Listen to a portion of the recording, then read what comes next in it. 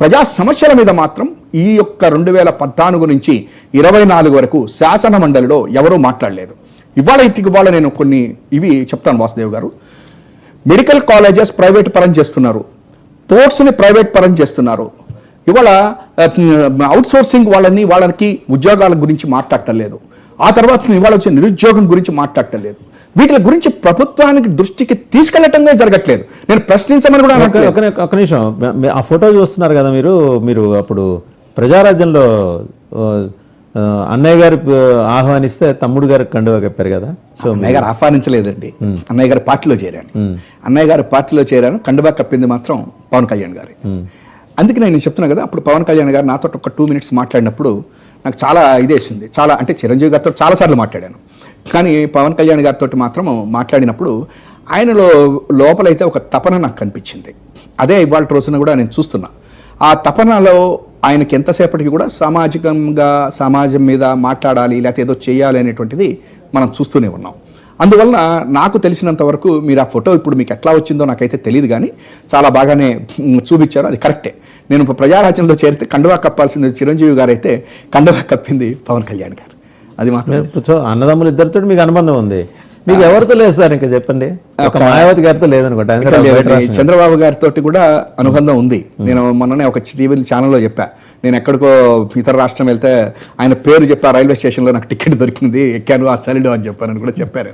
కాబట్టి నేను ఒక విషయం చెప్తాను, నాకు ఇక్కడ ఉన్నటువంటి రాజకీయ నాయకులు, రాజకీయ పార్టీలు ఎవరితోటి కూడా నాకు ఎటువంటి శత్రుత్వం కానీ అపోనెంట్ కానీ లేదు, వ్యక్తిగతంగా లేదు, వ్యక్తిగతంగా నాకు లేదు. ఏదన్నా ఉంటే రాజకీయంగా పాలసీల పరంగా. కమింగ్ టు ద పాయింట్, నేను అనేది ఈరోజు టెక్నికల్గా ఇంకా ఆయన అనౌన్స్ చేసి కూడా చాలా నాళ్ళు అయింది, రాజా గారిని, ఆలపాటి రాజేంద్ర ప్రసాద్ గారిని, టీడీపీ అని. జనసేన, బీజేపీ ఇంతవరకు వాళ్ళ స్టాండ్ ఏంటో చెప్పట్లే. ప్రత్యేకించి రాజధాని ప్రాంతం కాబట్టి నాకు ఇంత ఆసక్తి, ఎవరికైనా చూసేవాళ్ళకైనా. మిగిలిన వాటి మీద లేదని కాదు, కానీ దీని మీద మోర్ ఫోకస్ ఉంటుంది. ఏంటి అంటే ఆ కూటమిలో ఉన్న ఆ 2 పార్టీల నుంచి మీకు ఏమైనా హిడెన్ సపోర్ట్ వస్తుందా? అంటే ఇక్కడ 2 విషయాలు, మీరు చాలా మంచి ప్రశ్న ఇది అసలు. ఎందుకంటే ఈ ఎమ్మెల్సీ ఎన్నికల్లో 2వ ప్రాధాన్యత ఓటు చాలా అవసరం.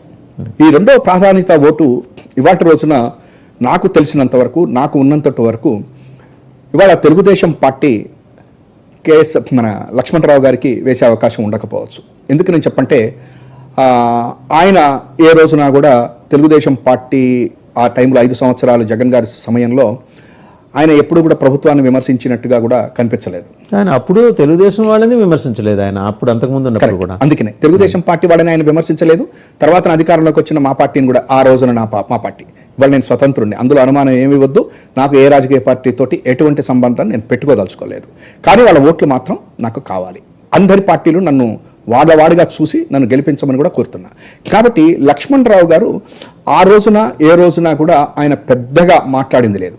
ఎందుకంటే చంద్రబాబు గారి సమయంలో ఆ రోజున ఎన్జిఓల గురించి కానివ్వండి, ఆ రోజున ఉపాధ్యాయుల గురించి కానివ్వండి, జగన్ గారి ప్రభుత్వం సమయంలో ప్రతిపక్షం మాట్లాడుతున్నప్పుడు, అంటే అప్పుడున్నటువంటి టీడీపీ వాళ్ళు ఆ రోజున ఉన్నటువంటి పార్టీని గురించి, ప్రభుత్వాన్ని గురించి మాట్లాడుతున్నప్పుడు కూడా ఆయన ఎక్కడా ప్రశ్నించినట్టుగా నాకు కనిపించాల. ముఖ్యంగా నేను ఇందాక మీకు రైట్ చేసినటువంటి రైతుల విషయంలో ఆ రోజున 4-5 ఇవ్వమని నేను పోరాటం చేశాను, ఏ పార్టీలో ఉన్నా. ఆ తర్వాత వాలంటీర్స్ గురించి నేను పోరాటం చేశాను. ఆ తర్వాత అధికారంలో పార్టీలో ఉండి కూడా నేను ఏ రోజున కూడా ఏ రాజకీయ పార్టీ యొక్క ఇది నేను చేయకుండా వాళ్ళకి సరైనటువంటి సలహాలు వీటిలో ఇట్లా చేస్తే బాగుంటుంది అని కూడా నేను చెప్పాను వాసుదేవ్ గారు. సో లక్ష్మణరావు గారికి సంబంధించి రాజేంద్ర ప్రసాద్ గారిది చాలా బలమైన అభ్యర్థిత్వం. సో నా as far as my little wisdom is concern, last time graduate MLC elections జరిగినప్పుడు అవుట్ ఆఫ్ 2,40,000 ఓట్స్ ఓన్లీ 1,40,000 ఓట్లే పోలైనాయి. 1,00,000 ఓట్లు పోలు కాల. ఈసారి కొంత పెరుగు ఉండొచ్చు, నాకు తెలిసి ఒక 5 లక్షల దాకా 5 లక్షలు కూడా దాటొచ్చేమో, ఇంకా ఫైనల్ నోటిఫికేషన్ రావాలి కాబట్టి. మరి ఈసారి ఎంత యాంటిసిపేట్ చేస్తున్నారు? ఎందుకంటే తెలుగుదేశం పార్టీ చాలా ప్రెస్టేజియస్గా తీసుకుంటుంది, ఎలాగూ వైసీపీ దీంట్లో లేదు కాబట్టి, ఫ్రేలో లేదు కాబట్టి లక్ష్మణరావు గారు ఆయన కూడా తన ఎఫర్ట్స్ని మరింత ఎగ్జర్ట్ చేస్తారు.